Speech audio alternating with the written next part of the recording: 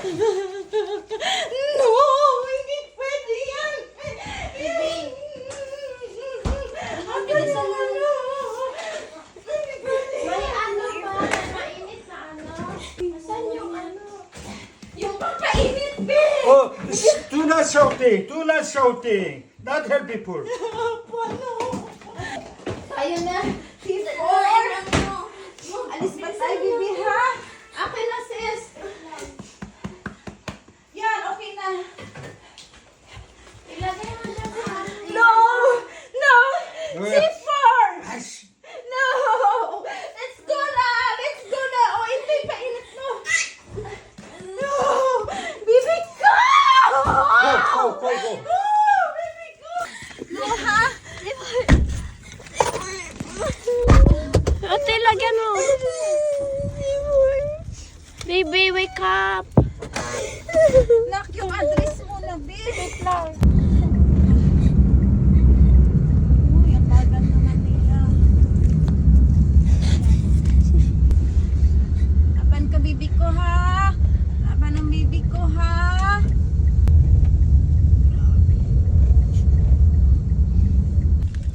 Four? Gising pa siya. Yan o, wipe mo. Grabe, maibot talaga yung ano niya kanina. Parang wala na siyang init sa loob. Gani, ngayon, ano mo? Ipainit ngayon. Mainit pa yung mainit na tubig. Apo. Ang konti. Oo, sige. I-rub mo dyan sa heart niya, ate. Ang lamig mo. Baby, please don't lose hope. Hindi na siya lamig. Hindi na siya init. Mainit siya, ate.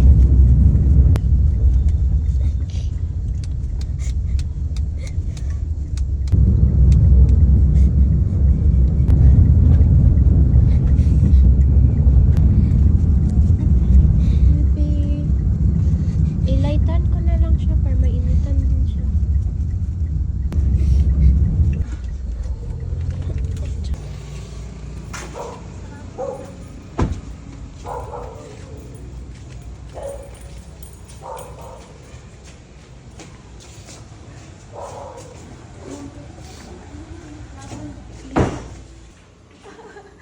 Wala pa no coffee.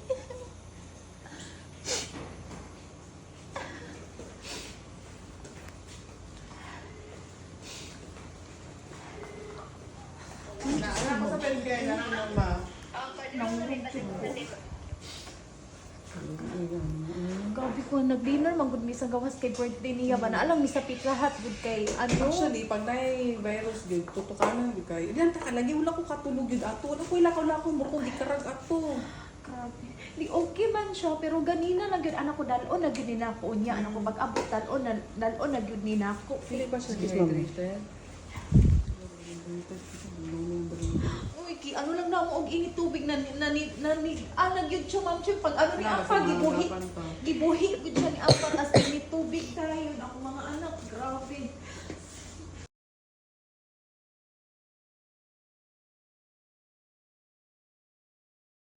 Mga kamoma, tulungan niyo po ako ipagdasal si C4 na sana makasurvive si C4. Mga kamoma, hindi ko talaga kaya na mawala si C4 sa buhay namin.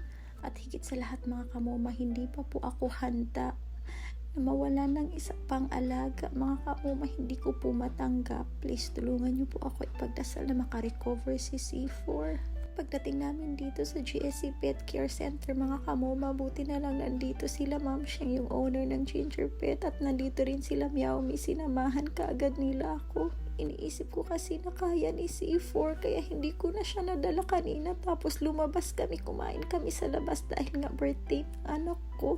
Kaso habang nasa labas ako mga kamoma, nag-iba na talaga yung pakiramdam ko kaya hindi kami nagtagal sa labas. At ito nga yung nadatnan namin mga kamoma. Si C4 nanlalamig na at naninigas. Tabangi ko ninyo gampo mga kamoma na makasurvive si C4. Siya talagang pinaka-worst ngayon na natamaan. Akala ko kasi sobrang lakas niya. Hindi ko na in-expect na ganito yung mangyayari. Sabi ni Doc, 50-50 na yun si C4 mga kamoma, kaya prayer na lang talaga yung panlaban ko ngayon. So yun nga, pagdating namin sa bahay, naglinis ka agad kami, tapos nag-spray, and then ayan, binuhusan ko na rin na mainit na tubig yung cage ni C4. Sino yan? Anong ginagawa mo kay Mama?